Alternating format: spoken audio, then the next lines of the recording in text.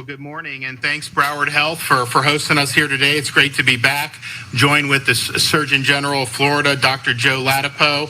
We also have Kevin Guthrie, our Division of Emergency Management Head, Secretary Simone Marsteller for the Agency of Healthcare Administration.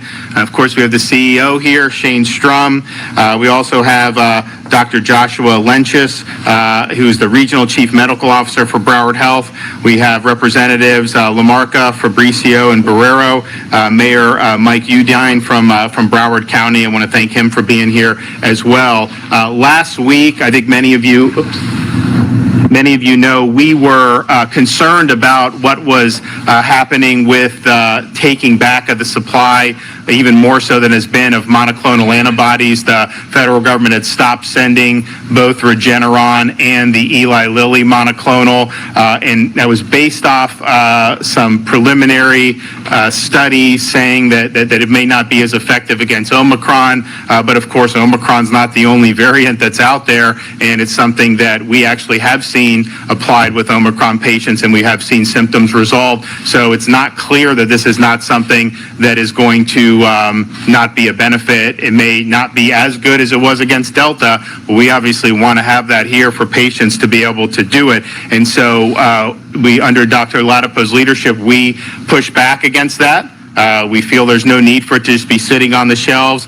We asked them to stop preventing the distribution of these treatments. And fortunately, yesterday, HHS decided to reverse course, and they are going to be sending these treatments. I think that's the right thing to do.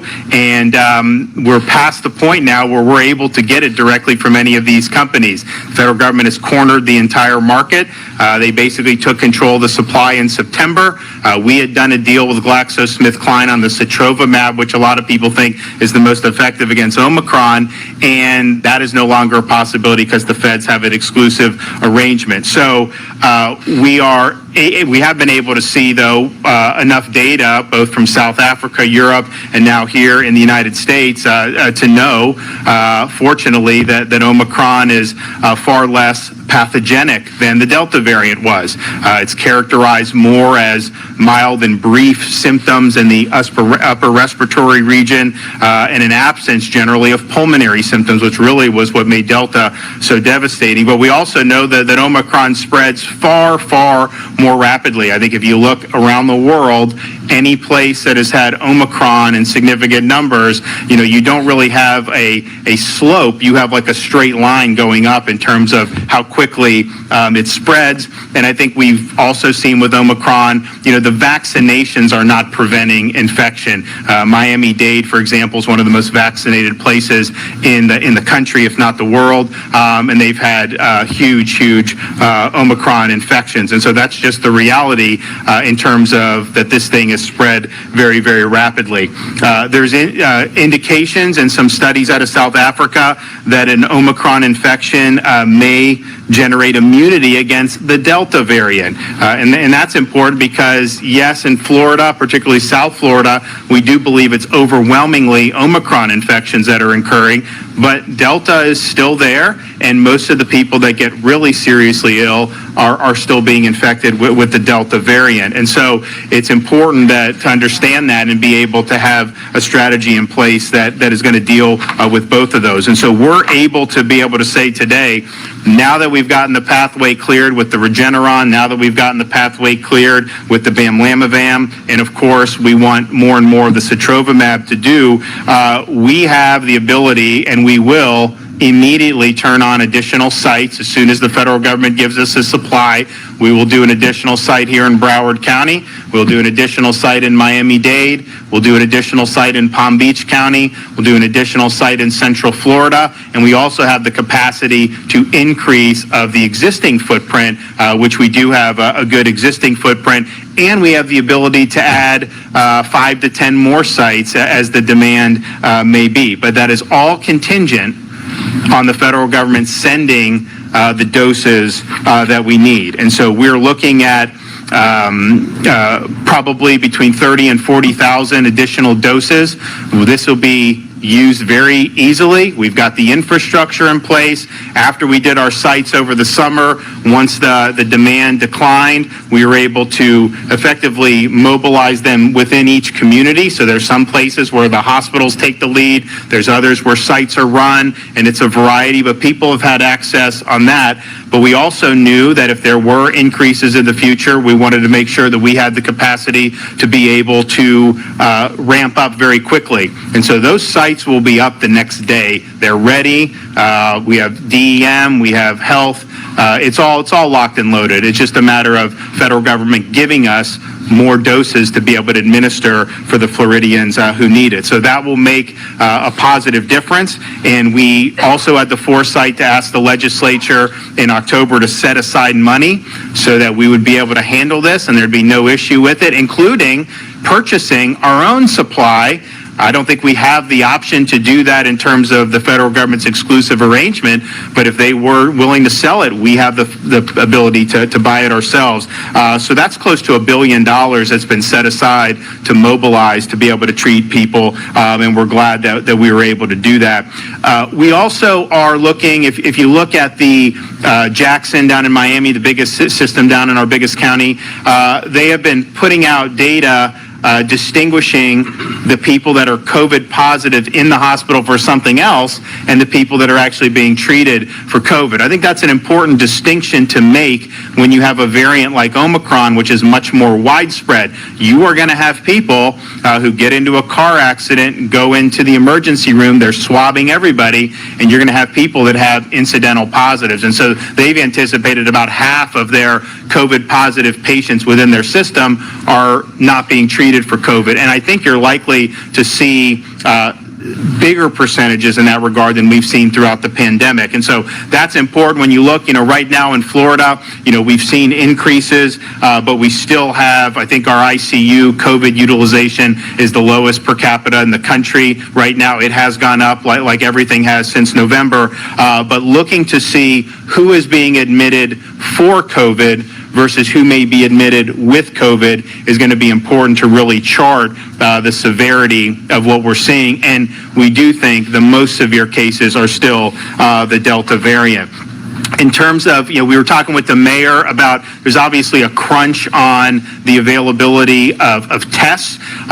We were promised a lot of these home tests. That's the federal government has total control over that. They've promised hundreds of millions of tests. I don't know when that's coming, if it'll come. Sending it to people or letting them do that without having to go into a line would probably be the most efficient way to do it. If we had the capacity to buy some, we would have bought some, but we can't. It's all going to be done through the federal government. And so I know that there's been promises made in that regard, and so we will see. We have pushed out from the Department of Emergency Management in the last 6 months over 1,500 requests for tests. We've done 50 in Broward County. Now, because of the limited supply, what's asked for, you got to look to figure out, try to spread it around as best you can, and that's what Kevin has done. So there is a crunch on this, and that's just going to be the reality until we get the federal government to start sending more down. But in the meantime, Dr. Latipo is working on providing some testing guidance about who should be testing. I mean, you want to test in order to get a clinical outcome, and that has got to be readily available for anybody, particularly our vulnerable populations who are infected. But I think what you're seeing is there's people who go to the drugstore, they'll buy all these tests, they'll go multiple times a week and go to the sites and test without symptoms. That is just going to contribute to some of the crunch that you're seeing. So he's going to work on putting out some guidance to try to say, let's test for a reason, and if you need the treatment, obviously we want the treatment to be there for you, and I think that'll be something that'll be very well received. So we are ready to go on all this and have been ready for a long time.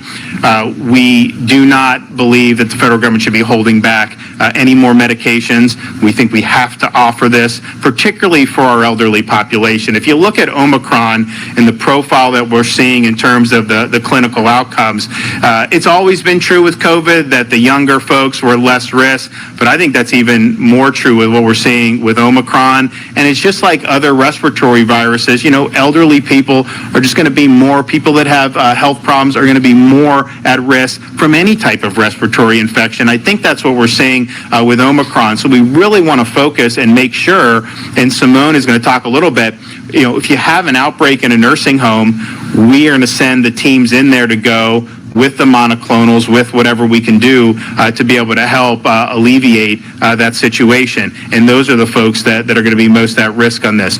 The other thing that we're looking at doing, and it's not, the technology isn't where we would want it to be like it would be for, say, distinguishing between influenza strands, but you can sequence these test results to try to figure out if it's Omicron or if it's Delta. When they do the estimates about South Florida, 90+% in Miami, they're taking a subset, they're running that through, and then they're extrapolating out to the whole county. So we think it would be something that if you could turn it around quick enough, if you do have a patient who is high risk, but they're not necessarily showing significant symptoms, if you could get it in a decent time, then maybe okay, it's Omicron. Maybe we will focus on the sotrovimab. If it's Delta, well then we'll do the Regeneron or however the practitioners think makes the most sense. But we do not have the technology right now to where you get tested and then you can determine right immediately whether it is Delta or whether it is Omicron. We would need to sequence that. That takes a little more time, a little bit more manpower, but it's something I've asked Dr. Latipo to look at, bringing together with some of our treatment sites so that we can focus treatments the best way that we can. But we are ready to go. We're ready to receive, and we will put all of this to good use. You can bet your bottom dollar on that. And to expound upon some of the treatments as well as the testing, I have Dr. Latipo is going to come up and say a few things. Yep.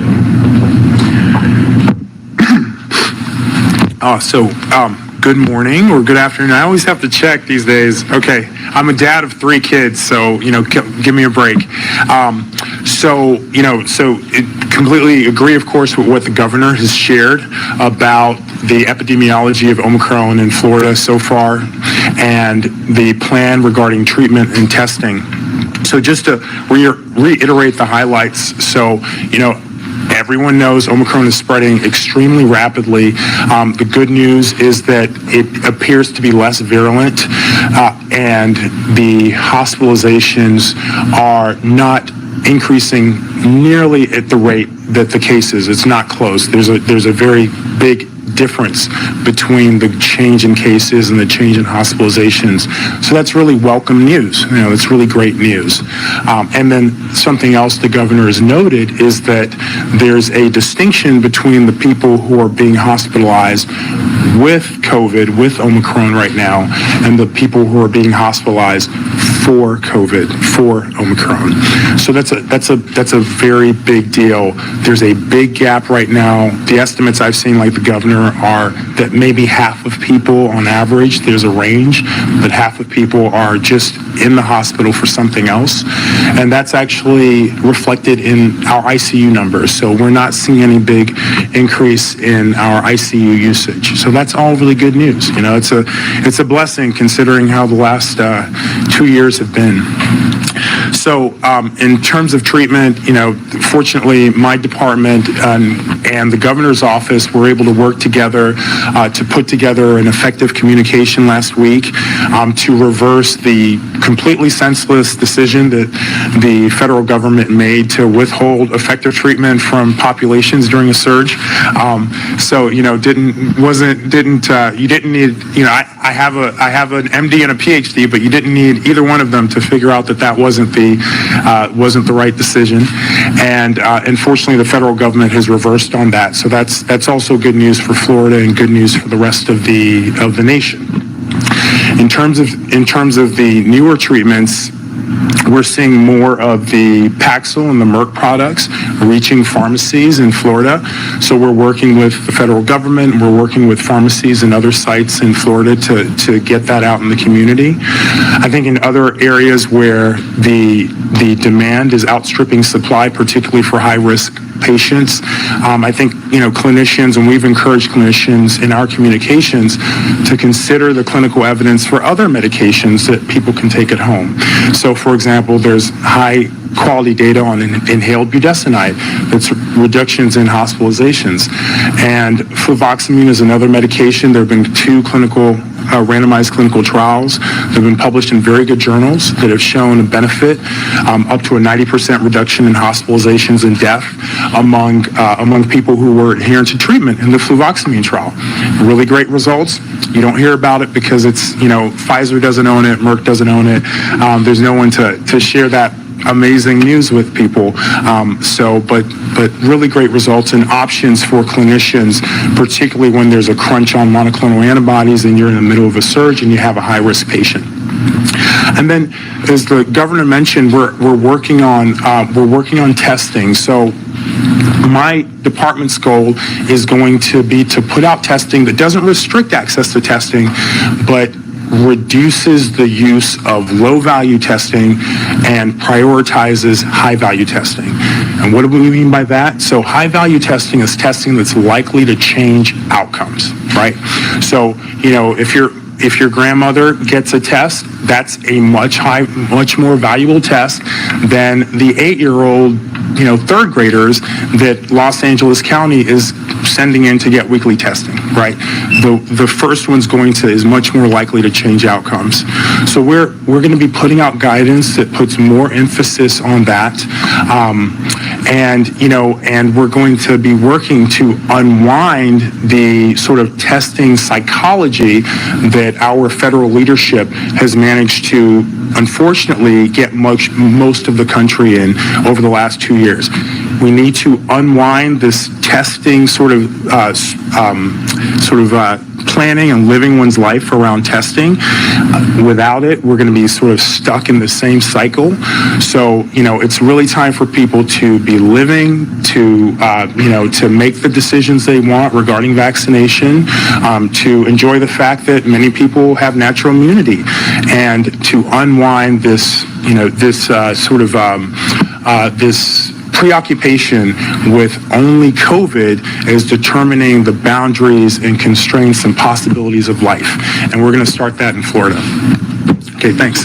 Oh, yeah, absolutely. Talk about how initially can you explain why it was that they said the Regeneron may not work? Like, was that a clinical trial, or what was that in terms of Omicron? Oh, sure. Yeah, absolutely. So what it was sort of a terrible clinical decision, and I think it actually highlights the fact that that the leadership of HHS doesn't have a clinical background. I think that's actually what that decision reflects. So the laboratory evidence was indicating that the affinity of the antibodies, such as the Regeneron antibodies, for the Omicron variant were diminished. And, so it seems that it's likely to not have the same effectiveness as it did previously. But that's not the same thing as concluding that the Regeneron antibodies, monoclonal antibodies, will not work in a patient with Omicron. So there's a difference between laboratory data and clinical data. And they made the decision to withhold the medication based on laboratory data, but we care about clinical outcomes, and the decision should be based, obviously, on clinical data, which is why they've reversed it. And we, a lot of Floridians, we had August, September, and we did probably 160,000. And we definitely kept tens of thousands of people out of hospital who got this early, saved lives with it. People were really happy. They resolved their symptoms. But we also had very good response when we did introduce the sotrovimab, and that's IV, so it wasn't as easy to do as the subcutaneous. But that worked well, and hopefully it continues to work well with Omicron. There seems to be high confidence ones that it is. But I think all of them, we've seen some levels of success. And so at the end of the day, I mean, if the Regeneron was X percent against Delta, pretty high, if it's half that, that's still better than not getting anything. Why would you want it to sit on a shelf if it has, 50% chance of keeping someone out of a hospital? And it may turn out, who knows how it'll end up turning out once you get clinical data. But I think it was kind of just like reported, like, oh, it definitely doesn't work against that. And I asked, I was like, it doesn't, we know that? Did they already run that or something? And it was, there was this little data point, but this was not something that was born out of a full-blown clinical trial. Okay, Director Kevin Guthrie from DEM. Thank you, Governor. Thank you for having me here today, Shane. Appreciate you being here and the other elected officials. As you've seen, Governor DeSantis has been very instrumental in securing the life-saving treatments that we've been rolling out over the last several months. We're ready at the division to continue rolling that out. Under his leadership, the division has remained prepared to support the continued operation and administration of these treatments done by the Florida Department of Health and, in certain cases, ACA when it comes to ALFs and nursing homes. We took multiple steps, including securing nearly $1 billion, as the governor's already mentioned. We went, along with the Office of Policy and Budget, we went to the Legislative Budget Commission and secured that additional nearly $1 billion so that we are ready to go. We saw this coming. We saw and we were prepared for what might happen. In most cases, if we should get these therapies, we can immediately, and when I say immediately, within 24 hours, open a site. Some cases it may take us 48 hours, such as the situation right now in Central Florida where we've identified a site, but we're still working through the contracts with that particular company. But again, as the governor said, we are locked and loaded and ready to go. As I mentioned before, this is not new to us. The Division of Emergency Management's been involved in this fight along our partners at the Florida Department of Health, ACA, our local county EM directors, for the last 2 years. We can perform quickly. We're built for speed, and that's what we do as we respond in the time of need. We know that this is a very important life-saving treatment. Again, Governor, we appreciate your leadership on this and taking an active part in trying to get out there because early treatment does save lives. Thank you, sir. Great. Okay, ACA Secretary Simone Marsteller. Thank you, Governor. I think it is still morning, so good morning, everyone. I do want to pick up on the point that the governor made about making sure that our seniors and most vulnerable residents in our long-term care facilities have access to vaccines, boosters, and most importantly, monoclonal treatments. As I'm sure you all know, Governor DeSantis' Seniors First strategy in the very beginning days of COVID went a long way towards saving so many lives of our seniors and other vulnerable individuals in our long-term care facilities. That Seniors First strategy still exists. Hopefully we will get some additional supplies of MAB, but even right now, for those facilities who either do not have a relationship with a long-term care facility or otherwise need assistance in getting their residents the treatment that they need, the Department of Health, working with the Agency for Healthcare Administration, can send individuals in, strike teams as needed, to give those individuals the treatment and the vaccines and or boosters if they so choose. So I'm grateful, Governor, that you are pushing and have pushed and frankly shamed the federal government into letting go of these very important life-saving supplies. You have also heard the governor mention hospitalizations. I just want to pick up just briefly on that. So as of today, our COVID-19 hospitalizations have decreased 68.91% since the most recent peak on August 18th. As of today, our COVID-19 ICU bed utilization has decreased 84.2% since the most recent peak on August 24th. That is good news, ladies and gentlemen. That is good news. Finally, the governor did mention the importance, and I agree with him, of hospitals delineating between those individuals who are hospitalized for COVID, or I should say because of COVID, and those individuals who have COVID coincidental to whatever the primary reason that they are being admitted to the hospital. My agency is going to be working with all our Florida hospitals to collect that information, because I agree with the governor. It is important for us to have that information and to get the information out to the Florida public. We don't want people to be afraid. We want people to make the right decisions, but we also want them to have the right information on which to make those decisions. So I thank you, Governor, for your leadership, and my agency stands ready to assist as needed.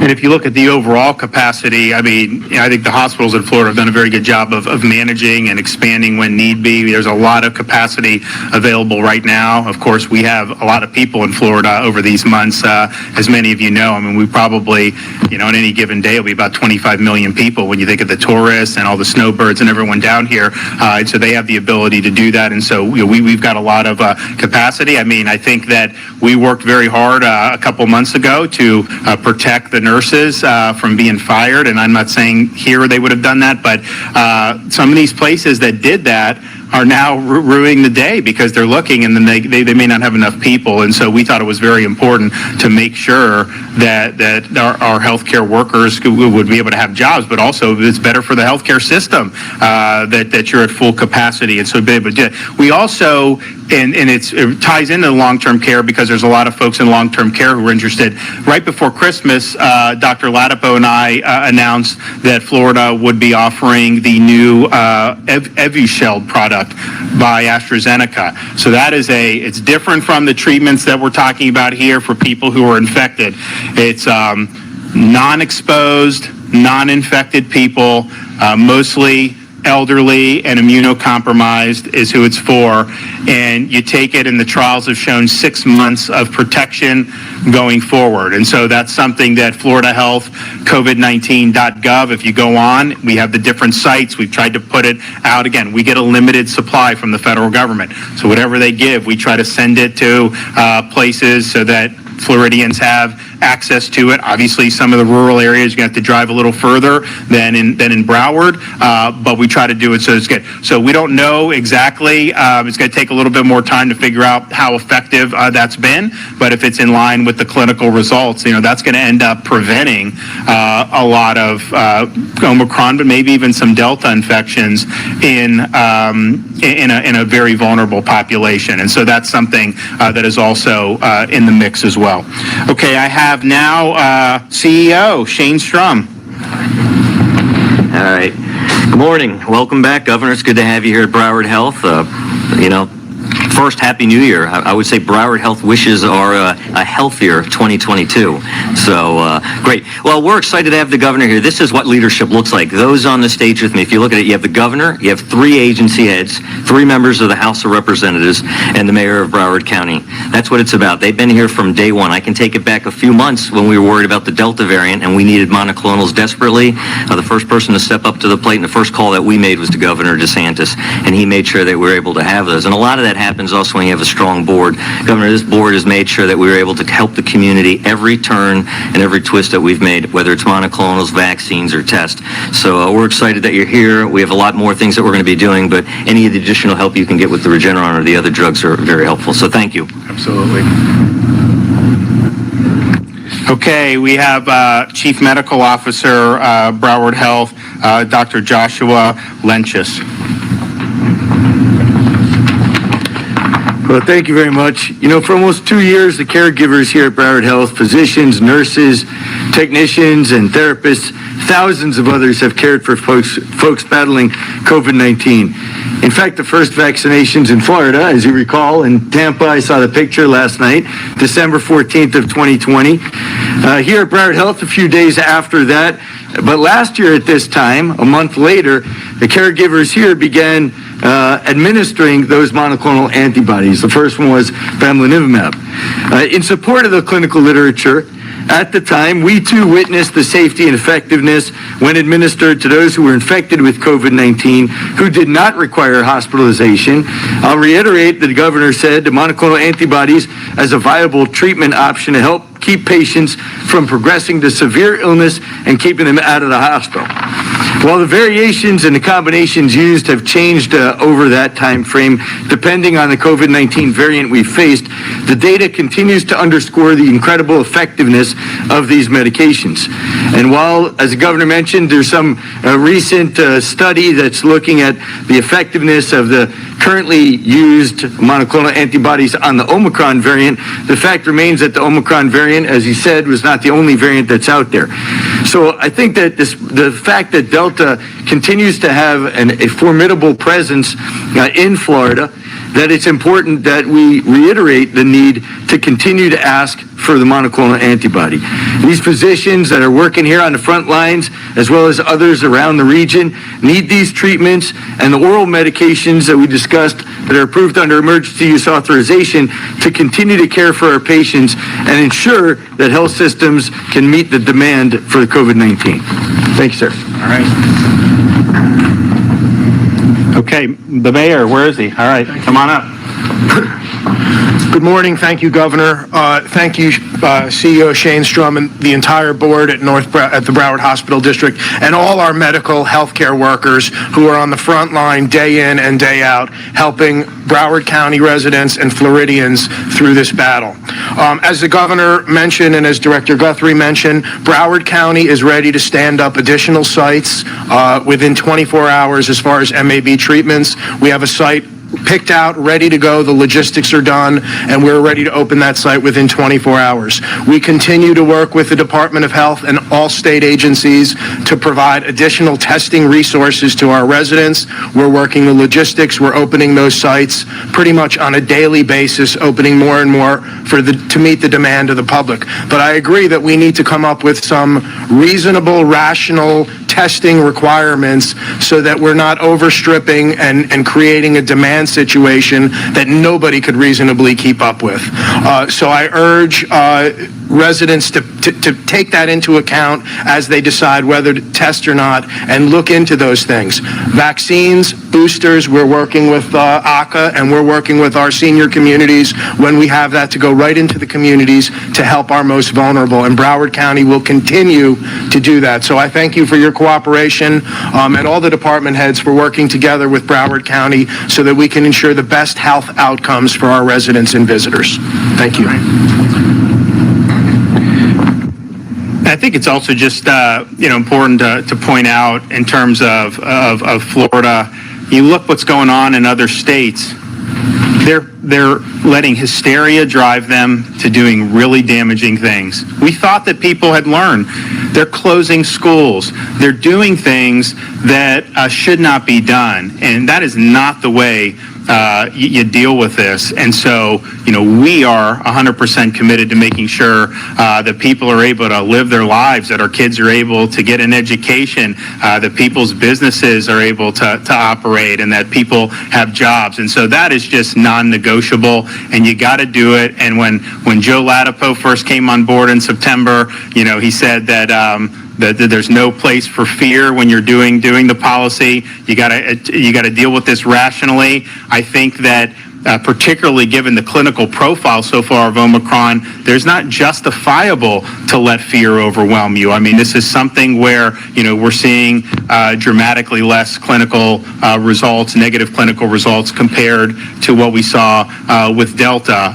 It doesn't mean that we don't want to do all we can to help the people who need the help. And that's why we're doing this. That's why we set aside so much money. That's why we've mobilized and done all the things we do, and we'll continue to do more as the federal government empowers us to be able to do it. But man, you can't let go down that road, because that is a road they're just never going to be able to get out of that rut, and it's just going to continue to hurt a lot of people, and it ain't going to do anything, to slow down or to stop a incredibly contagious airborne virus. I mean, come on. And so we're going to be there for folks. We're going to make sure.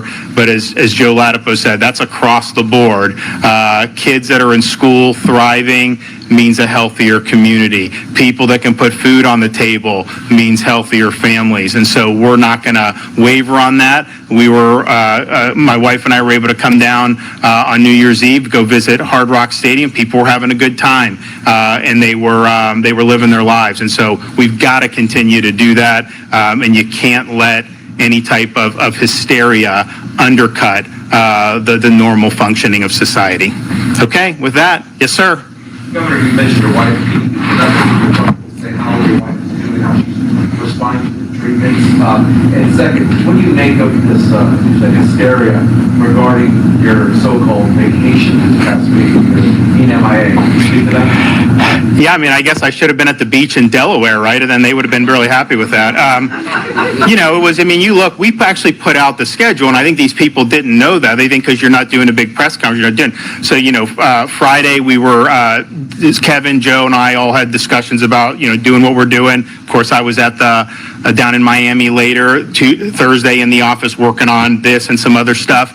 And it's true, Wednesday, there was nothing on the calendar. And so I think they're like, oh my God, he's on vacation. And I'm like, you know, and I just looked at my wife, I'm like, you know, going to the hospital with you is not a vacation for you. I know that. And it's not a vacation. I mean, this is something that as a husband, I think that I should be doing. I've accompanied her to all her chemotherapy treatments, and she's there for a long time. I mean, you know, I'm there most of the time, but it's a draining thing. When she's done with it, you know, it's not something that's great to see. And so I just think a lot of people, particularly people that have gone through breast cancer treatments, the notion that that would be considered a vacation, I think is offensive to a lot of those folks, and they understand, you know, what you're doing. At the same time, she's committed to not being in the fetal position the whole time, and, you know, she's not through with it, but she's almost through with it, and I think she's going to end up good on the other end of it. But that's just, you know, the way she is. And so, yeah, I think it was dumb. There was a foot fault, obviously, on their part. It wasn't effective. And all I can tell you is that, you know, sometimes, you know, we just try to get this stuff done. I mean, I don't care. I mean, we don't do political. We just want to help people with this. But, you know, when you're in a political arena, sometimes you're fortunate in the enemies that you have, because, you know, these are folks that are just not shooting straight right now. Governor, what is your advice to, like, school districts who most are resuming classes today? What do you tell families? What's your message? Our schools will be open in the state of Florida. This is not, first of all, if you look at the data that's been amassed throughout the pandemic, it's found that you have worse outcomes by closing schools in terms of whatever community prevalence is. The schools are not driving this. We know 100% that's true, and so it'd be so damaging not to do that. So kids need to be in school. They do not need to be doing any crazy mitigation. Just let them be kids. I think it's pretty clear a lot of this mitigation, it hasn't worked, period. But for Omicron, I mean, just think a lot of the places that have had massive surges recently have vaccine passports, have mandates, have restrictions, have a lot of that stuff, and yet this thing just kind of blows right through it. And so they need to be in school. Parents need to be assured that they're going to be able to send their kids to school.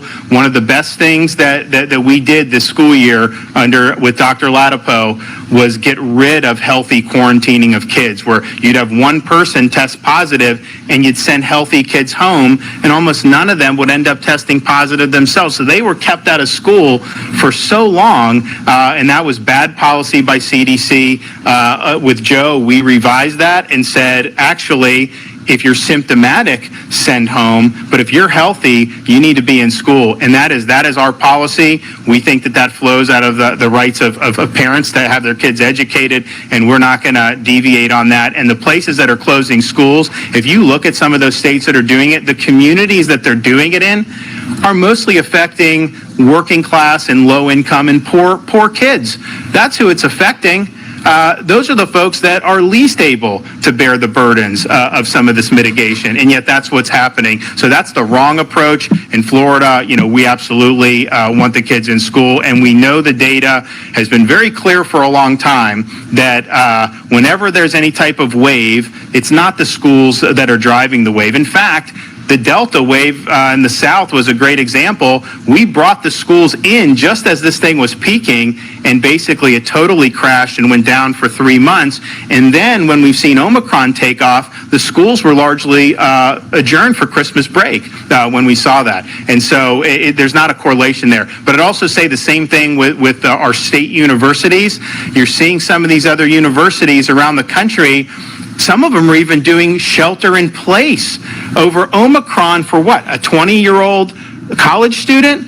I mean, it's absolutely insane what's going on. Our universities are going to be open, our state universities. They're going to have in-person instruction. And I think any university that doesn't do that should have to refund 100% of the tuition to the parents.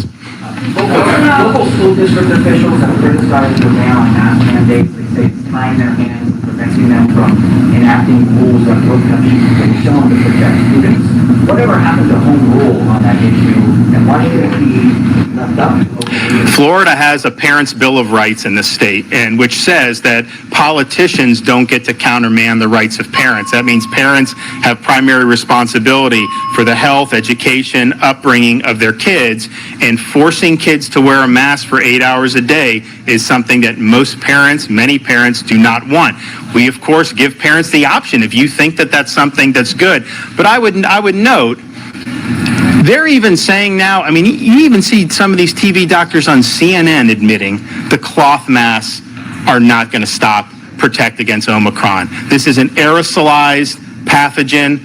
It's airborne. And so if you have a piece of cloth, it's not going to protect. The thought of the cloth was if it was primarily through respiratory droplets. So we're going to let parents make those decisions. I think it's absolutely the case that the places that did real stringent mitigation in schools last year in Florida saw some of the biggest declines in performance. Broward led the state in decline, and I think they need to have a normal environment. I think they have the right to breathe. I think they need to do that, and we can't go backwards with some of this stuff that has not proven to be effective. And that's the thing. You know, you'd have the ability to do randomized clinical trials to show effectiveness. Instead, they always do these other things which are easy to debunk very quickly. It does get headlines because it fits the narrative, but it's not ultimately really sound science. And so let the kids learn, make sure that they're there. But let's just be honest with people about when you have something that's this widespread,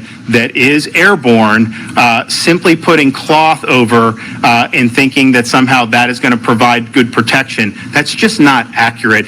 Almost everyone now Fauci will not admit that. He said it's still effective against Omicron. I don't know how he would know that, but that's what he said. But even a lot of these other folks that you see who were big proponents of this for a long time are acknowledging that with Omicron, this is not something, you're free to do it and it's up to you, but let's not try to tell that putting it on kids is going to make some type of big difference here. Yes, sir. AOC was seen arguing mask laws. You're hearing more that she's been critical of your policy, but then she comes to Florida and enjoys these statements. Tell me a little bit about that. Well, I mean, look, I think if I had $1 for every lockdown politician who decided to escape to Florida over the last 2 years, I'd be a pretty doggone wealthy man, let me tell you. I mean, Congress people, mayors, governors, I mean, you name it. And it's interesting, though, the reception that, that some of these folks will get in Florida, because I think a lot of Floridians say, wait a minute, you're bashing us because we're not doing your draconian policies, and yet we're the first place you want to flee to basically to be able to enjoy life. And so I'm not surprised to see that continue to happen. I could tell you, I mean, there are probably about a half dozen governors who had restrictions on their people and then were spotted at various points in Florida. Some of it's been public, some of it's not been public, but people tell me these things, and so these things are spotted, and so that's just the reality that we're dealing with. I think I'm happy, though, that Florida is a place where people know they can come and they can live like normal people. They can make their own decisions.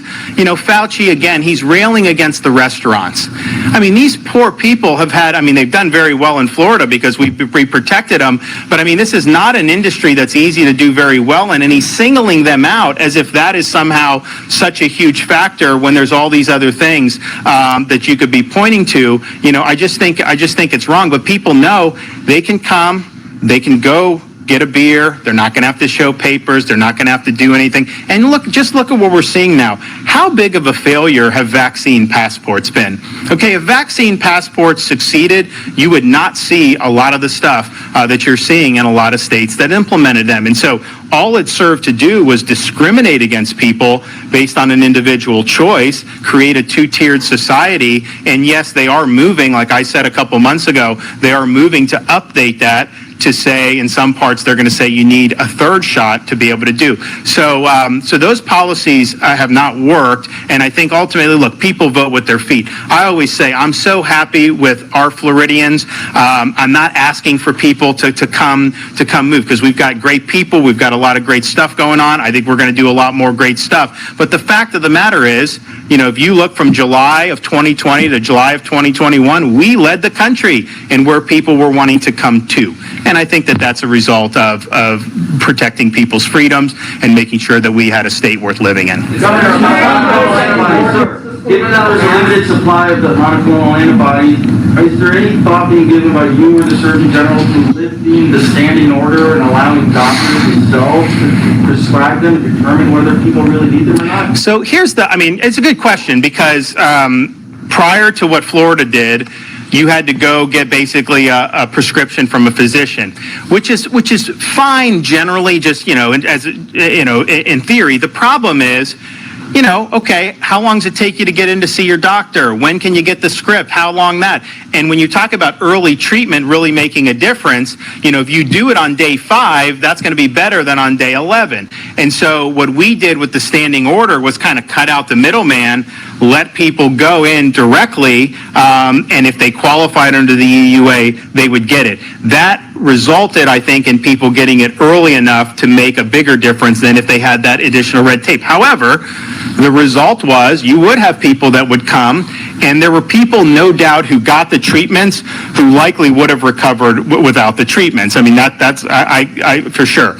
So the question is, do you reinstitute having them go through physicians, or do you do a standing order, maybe emphasizing a more targeted group of folks to qualify under the standing order?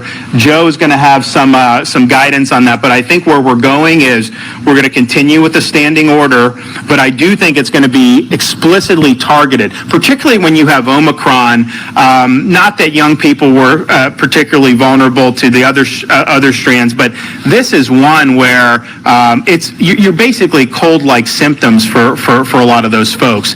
That is not something you need to be coming in, you know, to get monoclonals for. So let's look at our elderly population. Let's look at folks that are immunocompromised, maybe things like diabetes that have shown to be real serious risk factors, and focus it on there. I'm confident that if we do that, you'll be able to still get people in early enough, and if the federal government honors our request for these 30,000 additional doses, I think we're going to be able to meet the demand. You know, Shane here, they could do more if they had more supply, and so we want our hospitals to be able to do more. One of the things we did after the summer, and we came down off the Delta, was say, okay, we're running these 25 sites, that's great, but we have healthcare apparatus. Let's get them more involved.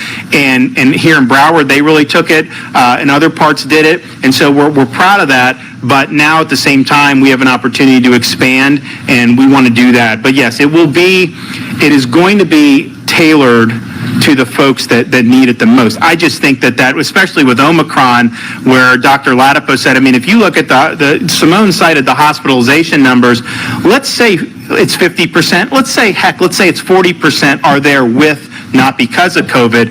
You know, that's a far, far fewer number of people hospitalized than we've had in our previous waves at this point. So we just have to understand who's most likely with Omicron to be hospitalized, the elderly, and really focus the treatment on that accordingly. Okay, guys, thanks so much. Appreciate it.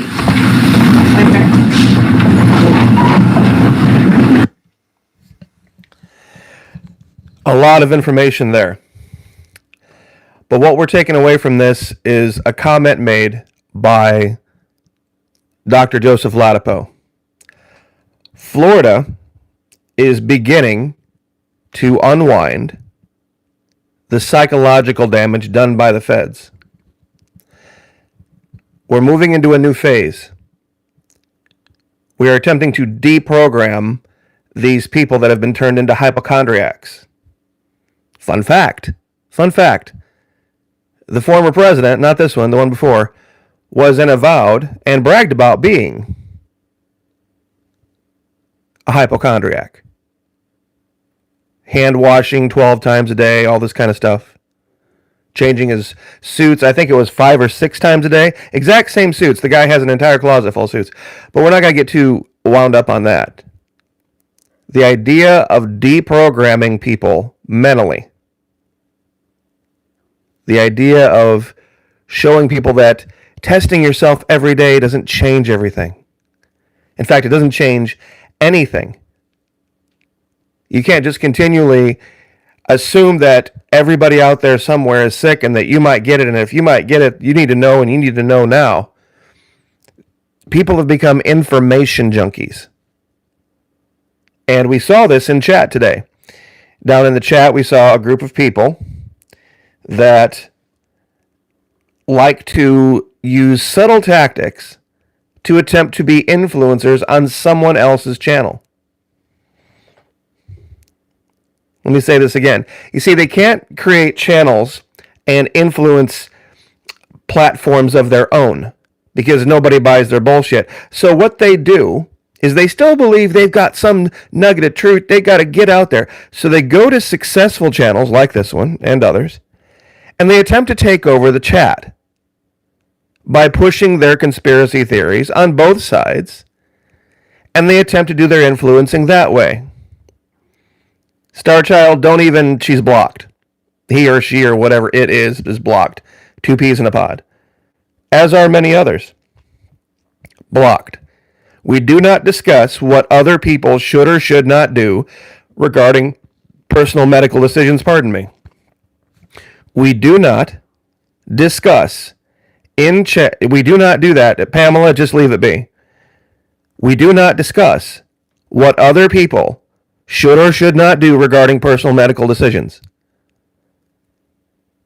One way or the other, after 2 years of this nonsense, whatever your opinion is, keep it to yourself. Make your own personal medical decision and then shut up about it. It's not your job to go save the world. You see, you have this mental dysphoria on both sides. Both the left and the right has this mental dysphoria that they think they need to be the world's saviors. I'm not here to be the world's savior. This is what I do for a living here on YouTube. We talk about Venezuela, we talk about Antarctica, we talk about Florida issues. That's why we do these lives, by the way, because this is the Florida Maquis channel. That's why we talk about it. I would be remiss if I didn't do or cover these lives because, you know, Florida is kind of big news. And when you have a channel called the Florida Maquis, you probably should talk about Florida-related things. Seems like that would make sense. But I don't give a flying you-know-what about what other people do. And I'm sure as hell not going to let people come to my chat and start trying to influence with their baloney. But people should be educated. You're not an educator, and it's not your responsibility. If people want to be educated, they'll go get educated at a certified education in whatever they want to be educated in. Not your job to force feed your opinions down other people's throats who aren't here looking for them. Who are not here looking for them. One guy asked, should I get the vax? And I shut him down. I said, first of all, it's not appropriate for you to be asking people here to give their opinions on your personal medical decisions. It's not appropriate. Would you go stand in the middle of Publix and shout, what should I do regarding the vaccine? Would you do that? Of course you wouldn't do that. Like Seahawk, for example, clean my nose with vinegar, also salt regularly. Would you go shout that in the middle of Publix? See, if you wouldn't go say it out loud, to strangers, probably shouldn't do it in chat. See, a lot of people don't get that. It's this mental dysphoria. There's these folks on the right that think they're the big saviors of the world, and there's these folks on the left who think they're the big saviors of the world. They just have two different ways of doing it. They just have two different ways of doing it. This is what we're doing. This is what we're doing over at Patreon, by the way, and this is why I brought it up. What we're doing over at Patreon is attempting to break down the mental dysphoria. Exactly. Adam H. said it's like announcing a bowel movement. Who cares? Exactly right, Adam. Exactly right. You answered. Okay, so Maria asked an inappropriate question. Seahawk, do nose rinses, salt, gargle, allergy meds? Okay, that wasn't a question. Okay, that was Maria, and I missed it. Apologies. Giving some type of an advice here about how to take care of yourself. Maria Rivera, this isn't the place for that. It looks like it was a question, but she was actually making a statement. Not the place for this. Not the place. But that's why every time you see me do a video on YouTube or these lives, I'm going to talk about Patreon. Because we're going to do psychological operations training there. And attempt to deprogram people. And you folks here on the right, on the far right, who think you've got it all figured out, who think you believe that everything that ever comes out of any medical house anywhere is some kind of a conspiracy to try to depopulate you, guess what? Even the two drugs that you worship, hydroxychloroquine and ivermectin or all that kind of crap, those came out of the same medical houses, brother. Those came out of the same places. A lot of your over-the-counter medications, they came out of Pfizer, they came out of Eli Lilly, they came out of all of these places, Merck, AstraZeneca. You see, it's hilarious to me, these people that make all these suggestions. Don't do what the evil big drug companies do. Do you know how many things on the shelf that you take every day that came out of their houses or subsidiaries? But this is why. This is what we need to do. We need to use, and I thank God every day for the training I got in the military. 24 logical fallacies. 24 cognitive biases. If you can spell and you can type, you can find those things online. 24 logical fallacies and 24 cognitive biases. And we're going to break down the combinations that you can have from both of those and how the media uses it and how people in the influence community use it and how all they've got to do is tweak you mentally a little bit. And all of a sudden, you believe you're supposed to be some kind of a warrior for pushing some kind of garbage. You're doing somebody else's work for them. And speaking of that,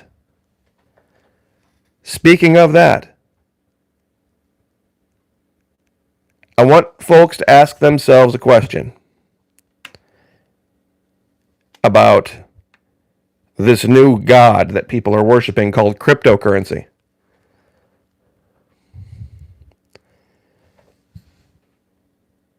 Do yourself a favor. Ask any crypto person why they never suggest mining the dip. Those of you who don't understand cryptocurrency, you can earn cryptocurrency by buying this really expensive rig and plugging it into your wall and having it help do what they call terahashing. It's part of the network, and there would be no cryptocurrency without the network. Ask why they never say mine the dip. When cryptocurrency values go down, why they don't go out and suggest for people to go buy these insanely expensive rigs, take them home and plug them into the wall. You see, they always say, buy the dip. Exactly right, Mickey. They know you would go broke paying electricity. But it's funny when you look at XRP, look at the Ripple, or you look at XLM. Isn't it funny how they are all tied? Go look historically. Their values are directly tied to the value of the Bitcoin network. And as goes Bitcoin, so go others. So tell you what, Jay Johnson, how do you get XRP? If you don't mine it, how do you get it? If you don't mine it, how do you get it? What do you need to have there, Jay Johnson? Is it you buy it with US dollars? You buy it with US dollars, don't you? And all of those mining rigs, guess what? You got to have US dollars to buy them. Guess what you're going to pay your electric bill with? That's right. US dollars. You see, the entire foundation of the cryptocurrency network is based on fiat. No fiat, no crypto. No fiat, no crypto. It is a Ponzi scheme. And those of you out there who own it, do yourself a favor. They make this allegation that cryptocurrency has these natural ebbs and flows, that it goes up and then it goes down, and then it goes up again and then it goes down again, and it's up and down, and to only buy the dip. Okay, skip the next dip. Skip the next dip.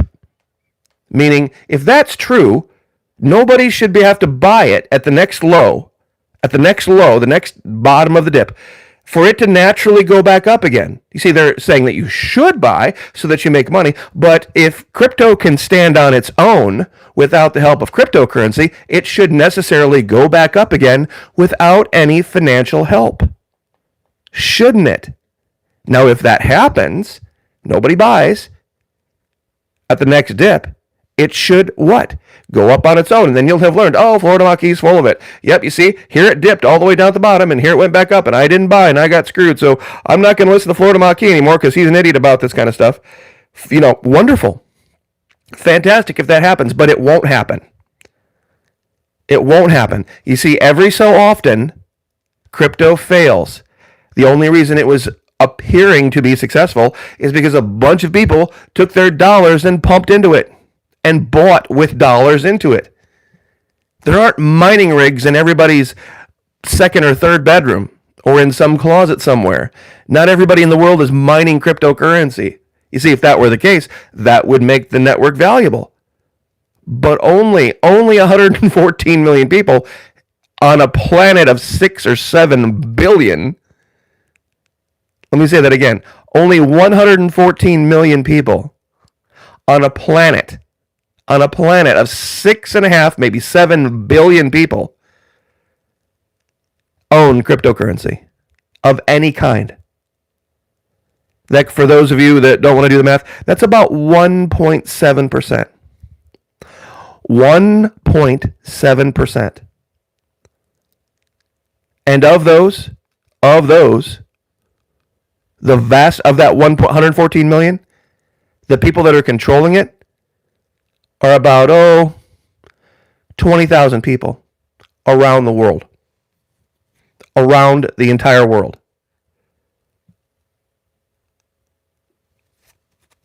So wonderful, Carol. You know, if Seahawk and Rivers wants to talk about their nasal passages and salt water, they need to go make videos and live streams of their own. Carol, I appreciate that you enjoyed it, but if they think it's that important, people need to know, they need to shoot stuff into their nasal passages and let it all drain out, then let them go create a YouTube channel and do a live of their own based on their information. I wouldn't say they don't have the right to go do that. I'm just saying this isn't that place. People come here because they see, the amount of people in chat, they see the subscribers. What they're attempting to do is create their own little mini. Rush Limbaugh used to refer to it as what they call seminar callers. People would call into Rush Limbaugh because they knew lots of people were listening, and they'd say they want to talk about one thing. But then when he would put them on live, they'd start talking about something else, their own little pet project, trying to command his audience, even for a few seconds, before he could shut them down. That's why he had to eventually go to this thing where there was this huge delay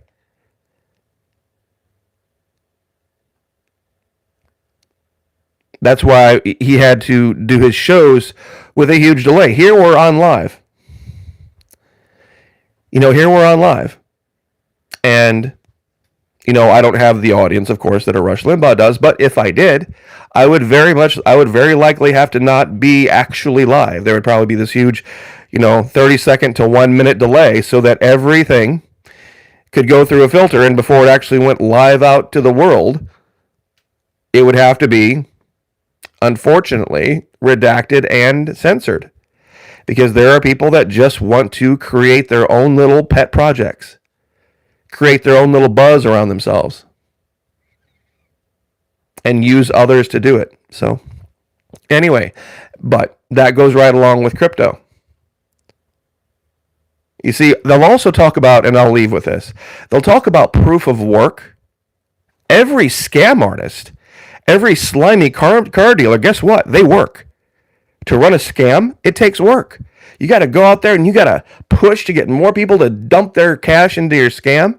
And those guys that go to the auctions and they buy the worst vehicles, and then they take, paste and hay and baling wire and, and glue and glop, and they stick it all together to make the vehicle run for about, 2 test drives. They have to do work. So there's proof of work even in a scam. Even armed robbers, proof of work. Pirates on pirate ships, they worked their ass off. There's always proof of work. There's always proof of work, and even a pirate needed a stake. S-T-A-K-E, stake. Even a pirate needs a ship. A pirate needs a crew. A pirate needs swords. A pirate needs sails.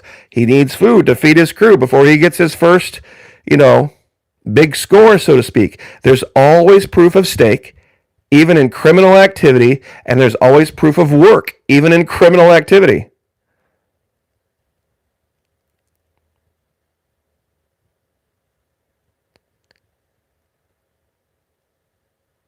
Okay, Rock Linger. Okay, I haven't seen another human being on 7 weeks. Love listening to Florida Maquis. And sorry if I get chatty. Chatty is fine. We don't care about chatty.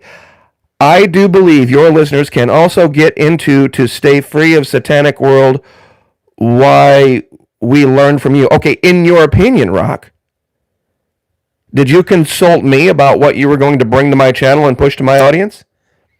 No. You didn't. I talk with Jennifer Veterans for Truth all the time. I've spoken with the Patriot Nurse. I've spoken with other channels about different things and different topics, and I've said, hey, you talked about this, and I sent a message saying, hey, can I also talk about this? And use you as an influence person? I talk to them ahead of time, and I ask permission. And I have, of course, been given permission. I wouldn't mention one word about another channel unless I had specific permission to specifically do that. Because that's just stepping on toes. People that come to, and we all are, by the way, we are all united on this thing with the comment section and the chat section. That it's highly inappropriate for people to come to our chats and comment sections to attempt to hijack them.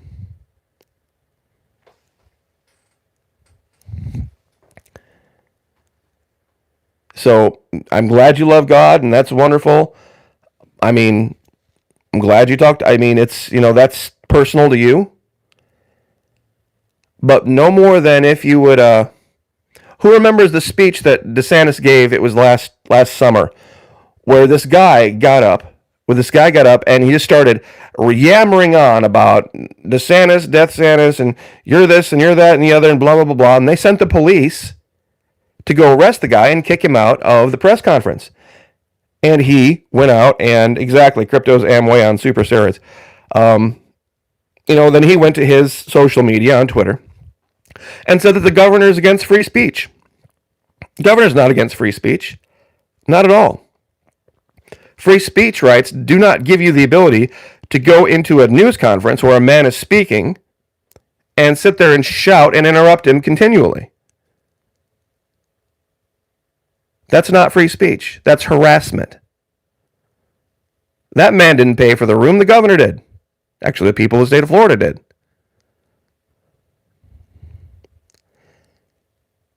Exactly. A chat room is like someone's house. That's exactly right. This is my personal space. Respect their ways and go with the topics of the chat in my... Exactly right, Adam. Exactly right. If you wouldn't do that in someone's home, if I would have a gathering of people and we were all going to talk about a certain thing, and one of the tricks that they use is they couch their influence as a question, and I know a lot of you have seen this. Don't you think that, and then they're bullshit? Or isn't it important that we understand, and then they're nonsense garbage? So they always couch it as a question. And so if you call them out, I'll say, oh, so I'm not even allowed to ask a question. See, that's their response.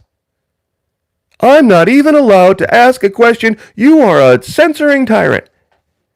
You see, they think if they couch their garbage, the nonsense angle they're trying to push as a question, and you call them out on it, that somehow you're some kind of a tyrant. You see, and for people who believe in this stuff, like they have some kind of secret, super secret truth, whether it's about 5G or flat Earth or anything like that, you know what you should do? Go down to the local Dollar General. Notice there are no crypto generals, by the way, no Bitcoin generals. Go down to the local Dollar General and get yourself some poster board and some markers and a couple of little pieces of 1x wood. And out in front of your yard, at your home, wherever you're at, put up a sign that says Friday, 7 p.m. at this location at my house, and put your address. We are going to discuss the dangers of 5G. Everyone invited. And go put signs all around your neighborhood. And then, when everybody shows up, then you can see what it's like to kind of be a YouTuber. Yeah, right? Crypto General, right? No such thing. Even after 14 years, there's no such thing as the Crypto General store. So, and see what that's like. And then see everybody who shows up. Or you could just maybe, instead of saying we're going to talk about 5G, you say, 7 o'clock, my house. Discussions of all of government lies and the things that are really important and things people need to know just in general. And see who shows up. See who shows up and see if you get a word in edgewise. You won't. Yeah, I know, right? Still waiting on the giant La Palma tsunami to come destroy Florida. Right? That's why I quit doing YouTube. You see, there's a way around it, Need to Know channel. A lot of people quit for that reason, and I don't necessarily blame them, but there's a way around it. You see, controlling information is not a bad thing. Controlling information is not a bad thing. Every day, every single day, we control information in our lives. Every single day, we control who we listen to and who we don't listen to. We do that in our lives every day. It's called freedom of association. If you know that there's a certain group of people that you just are not part of their group and you censor them, don't you? You censor them out of your lives. I censor all sorts of people out of my lives. You're going to be known in your life, and this is a little bit of old man wisdom here. You're going to be known in your life by who you have the ability to say no to, not by who you have the ability to say yes to. You're going to be known by who you have the ability to say no to. Easy to say yes. Easy to let everything come in. It's a discussion I've had at length with Jennifer, Veterans for Truth. It's called guarding your gates. Guarding your gates, guarding your eyes, guarding your ears. The two witnesses, by the way, the two eternal witnesses, your eyes and your ears, are the two eternal witnesses to your life. You need to guard those gates because there's a lot of garbage and trash that people will, and they know, once they get inside and once they get past your gates, they gotcha. They gotcha. And that's why we talk about the 24 logical fallacies and the 24 cognitive biases. That's why we talk about this.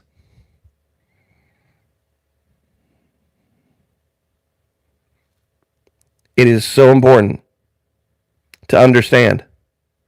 There are people that have gotten inside your gates, and they have, once they're inside your gates, they're going to talk to your peasants, so to speak. Pretend your world is a castle, and you've allowed a few not so savory folks to get inside the castle walls. They're starting to spread dissension inside your kingdom. You've got to learn how to re-educate your peasants, so to speak. Exactly right, Sam.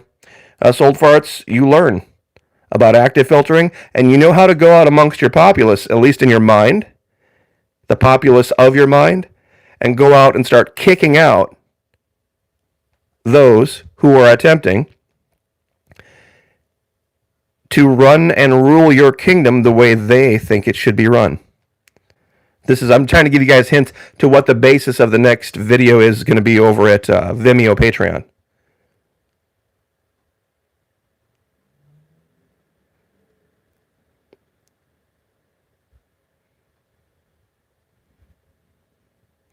Only believe half about everything. Well, I mean, of your own eyes, exactly right. What he's saying is half of everything you see and hear and read and be thankful for them. Kind of the idea. You see, it's funny, Hank Williams, that's it. Winkins, truth is in the middle, not always. You think that, and you would believe that that would be true, but it's not always the case. You see, they don't need Rodolfo Valencia. They don't need camps to re-educate you. All they need to do is sneak in past your gates, past your eyes, past your ears. And there's one video I'm working on, and believe me, guys, it's going to be kind of R-rated. I'll be very honest with you. And it has to do with the boogeyman, the 800-pound gorilla in the room, the thing that actually built the internet. What's the thing that built the internet? What's the thing that built the internet?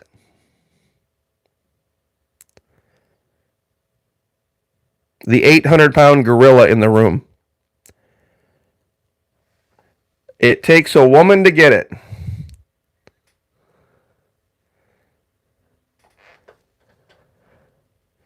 Flowers in her hair, nailed it. Porn. Yep, exactly right. It was the first thing. It was absolutely the first thing. Porn.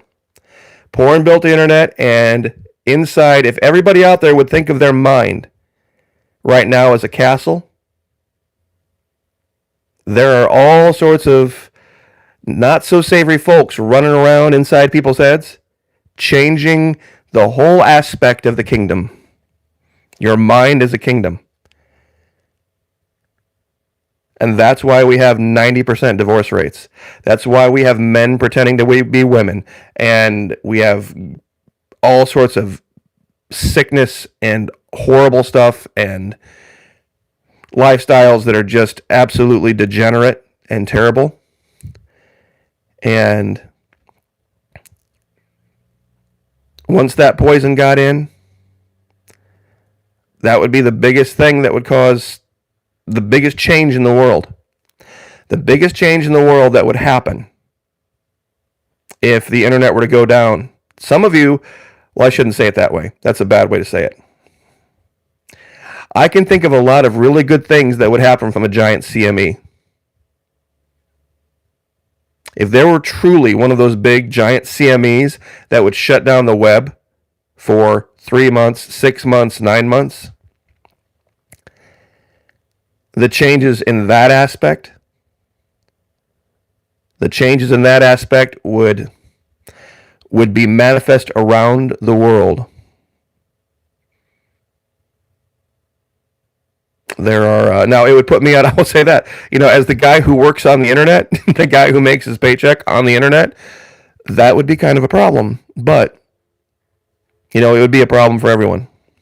So, anyway, I'm not going to waste a whole bunch of your time, but those are the hints. Your mind is a castle. And those living within your walls, you have a responsibility to protect them. Guard your gates. So, exactly right. People would have withdrawals. And no, they wouldn't start going to church again, Peacemaker. Well, they might eventually. But it wouldn't be the first response, that's for sure. So, I will leave it there. But join us over at Patreon, those of you who haven't. $1. The lowest possible allowable level to put up a paywall. $1 US per month. Sign up for a year, and it comes out to something like $10 and some change for an entire year. You pay once, and you won't even have to worry about it again until next January, 2023. So, anyway, God bless. Have a wonderful week. Pray for each other, lift each other up, and as always, keep your head on a swivel.